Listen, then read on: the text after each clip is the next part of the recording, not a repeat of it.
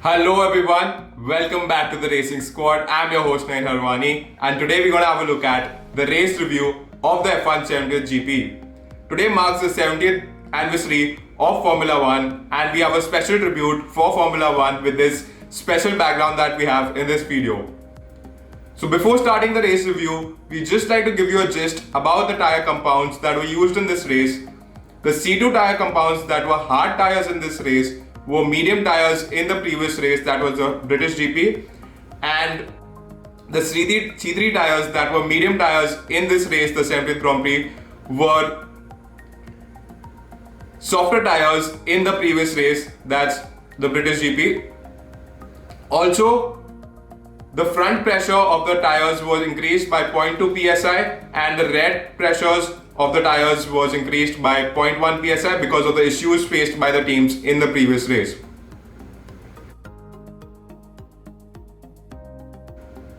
So without any further ado, we get started with the race review. It was a magnificent race strategy pulled off by Aston Martin, Red Bull Racing, and Max Verstappen nailed it to perfection. We'll have a look at his qualifying. There were the only teams to set the fastest laps on the hardest set of compounds, which none of the other teams even thought of doing so. So he was the only driver who started the race on the harder tyres, whereas rest everyone started the race on medium tyres because they set the fastest times in Q2 on the medium set of tyres. It was quite a bold move pulled off by Red Bull Racing. They're known for their strategies and this was clearly an example of that. Now we'll have a look at how the race panned out for Max Verstappen. He started P4 and overtook Nico Hülkenberg right at the start of the race and had an amazing first stint. He took care of the tyres.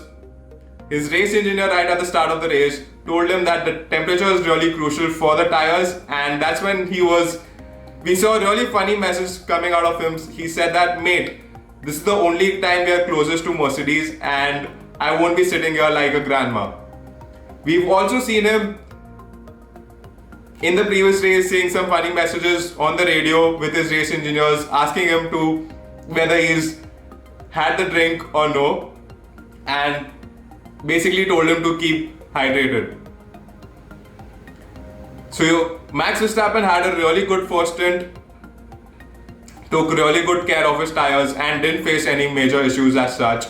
Pitted on lap 25. Once he came out of the pit lane, he was right behind BOTTAS, and on the very next lap he overtook BOTTAS for the lead of the race. And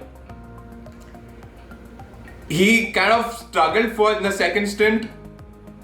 Basically the medium tyres, he had to take care of the tyres. We saw him at the end of the race saying that those were the only time that he was struggling to maintain the tyres, and we saw him coming in for the pit stop again quite early on lap 33. The second stint was quite small. He pitted for a new set of hard compounds on lap 33 and came out right behind Lewis Hamilton because Valtteri Bottas also pitted around the same lap on lap 33, and Max Verstappen came out ahead of Valtteri Bottas, but he was behind Lewis Hamilton because Lewis Hamilton chose to stay out for a longer time because that was the only way possibly he could challenge Red Bull for the race win.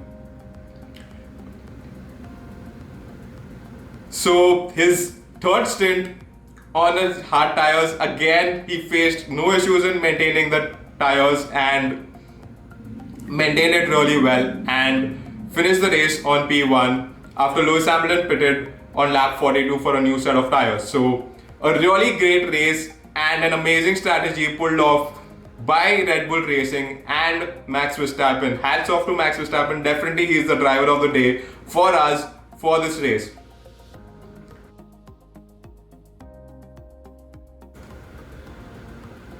Now we'll have a look at how the race turned out for Valtteri Bottas. He had an amazing qualifying, started the race on pole, was really confident before the start of the race and thought that possibly this is his time to challenge Lewis Hamilton for the Drivers' Championship. Really good news that he signed one more year with Mercedes. So that tension was kind of away from his mind. So he came out to be really strong and showed that in qualifying, started the race on pole position and possibly thought that he would win the race. But as the race started, he was in the lead of the race. Lewis Hamilton tried to overtake him right at the start of the race but couldn't manage to do so. But Valtteri Bottas didn't have an amazing strategy. After the race, we heard him saying that he had a suboptimal strategy. The race engineers did not inform him during his first pit stop that Max Verstappen would be right close to you once you come out of the pit lane, because if had his race engineers told him that, he would have pushed even more harder. So not a great strategy. They were clearly struggling with the tires. Mercedes, even Valtteri Bottas, he was seen on the radio multiple times struggling, complaining that he's clearly struggling with the front tires and the rear tires as well. Didn't have a great race, pitted early in the race on lap 14 and then pitted on lap 33 for his second pit stop. Second pit stop, he was right behind Max Verstappen, and on lap 50 or 52, Lewis Hamilton managed to overtake Valtteri Bottas for P2. So Valtteri Bottas dropped down to P3 towards the end of the race. Not the race result that Valtteri Bottas expected. He thought that possibly this was his chance to win, and he didn't convert the pole position to a race win. What Valtteri Bottas could have done possibly is he wasn't vocal about his tyre strategy. He pitted when his team asked him to, and he was clearly dependent on the team to take a good call on the tyre strategies.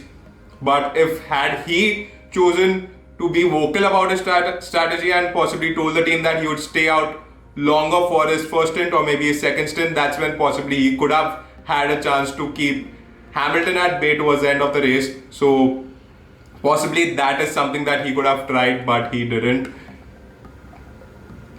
We've seen that Max Verstappen has been vocal about his tyre strategies with his race engineers, and his race engineers have clearly taken that into consideration.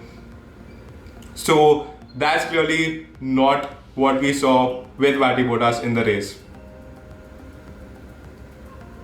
So overall, not a great race for Valtteri Bottas.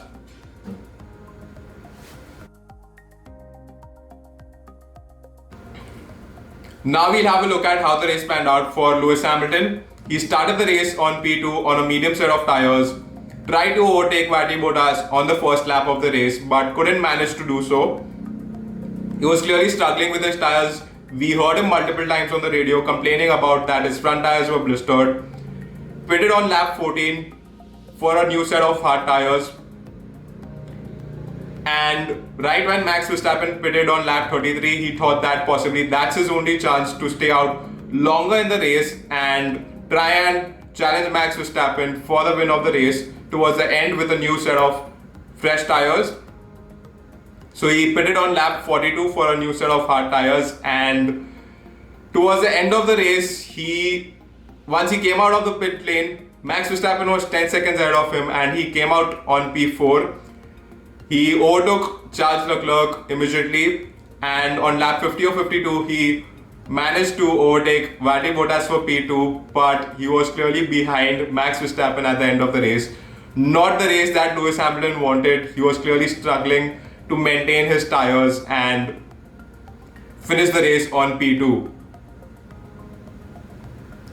So in the Drivers' Championship, we have Lewis Hamilton on P1 with 107 points and Max Verstappen on P2 with 77 points and Valtteri Bottas on P3 with 72 points. So it's going to be really interesting to see how Max Verstappen or Valtteri Bottas challenge Lewis Hamilton for the Drivers' Championship. Mercedes has been clearly struggling with the tyres, and in hotter temperatures, we have the Spanish GP in the next week and even Mugello GP, wherein there'll be hotter temperatures in the race and possibly Mercedes can struggle there as well. So it'll be interesting to see how Red Bull challenges Lewis Hamilton for the Drivers' Championship.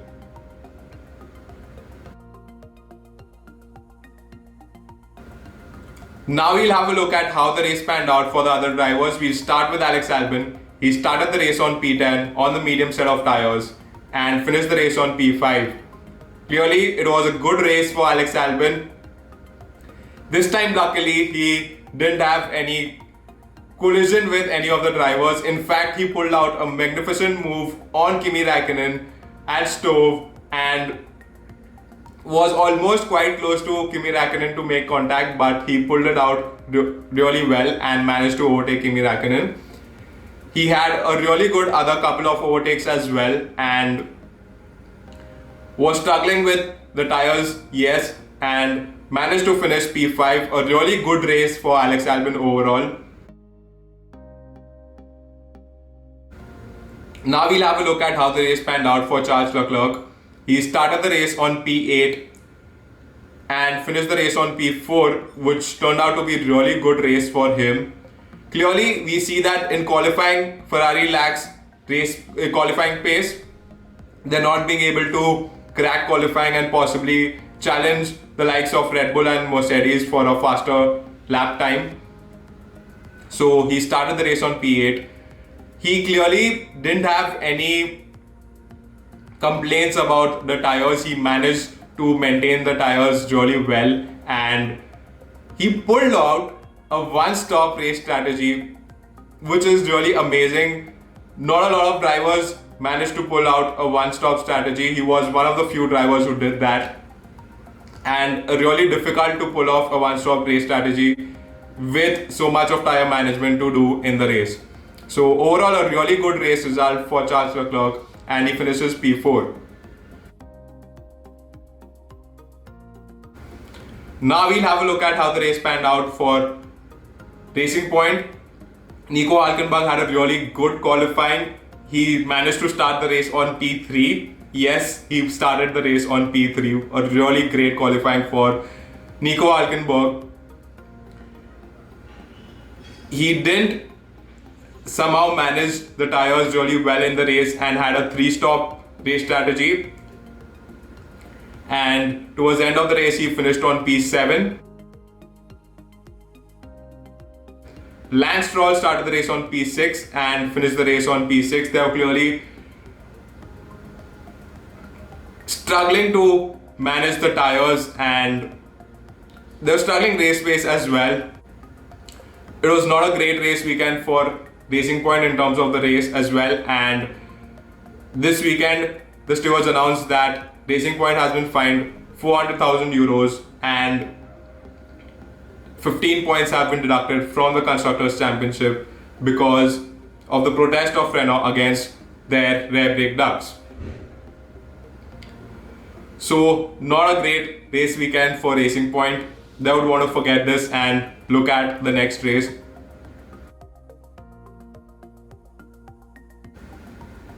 Now we'll have a look at how the race panned out for Daniel Ricciardo. He started the race on P5. He had a really good qualifying this time, and even in practice sessions we saw him clocking really good fastest laps and staying P3.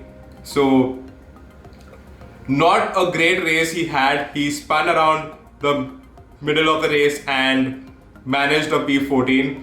Not the race that he would be expecting, but even he would want to forget this race and look at the immediate next race that we have, the Spanish GP.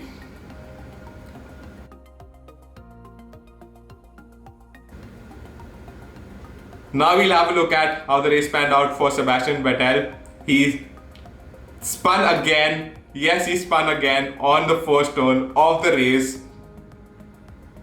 Clearly what's happening with him, he's clearly struggling to give his best and take the most out of the car that he has, and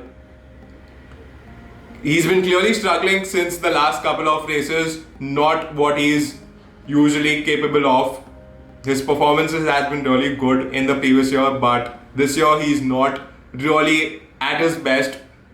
Possibly we might see him being dropped by Ferrari in the middle of the season. It's quite possible. His performances have not been up to the mark and he has not had a great couple of races. So not a good race for Sebastian Vettel in this race. So a really crazy race pulled off by Max Verstappen and Red Bull Racing. They had An amazing race strategy being pulled off by them, and they nailed it to perfection. Clearly, they stole the show and they were in the limelight during the entire race. We were cheering for Max Verstappen and Red Bull Racing for the entire race and wanted a different winner in the race, because that's when the championship gets more interesting and more fans would be intrigued to see the championship. That's it from us, guys. Hope you guys like this video. If you want to get notified for our next videos, do not forget to subscribe to our channel. I'm your host Naren Harwani with the Racing Squad. Have a fantastic day. Now we'll have a look at how the race panned out for Daniel Ricciardo. He started the race on P8. Now we'll come to Charles Leclerc. He started the race on a medium set of tires on P6, and why he's not been able to make the most of what he has is clearly not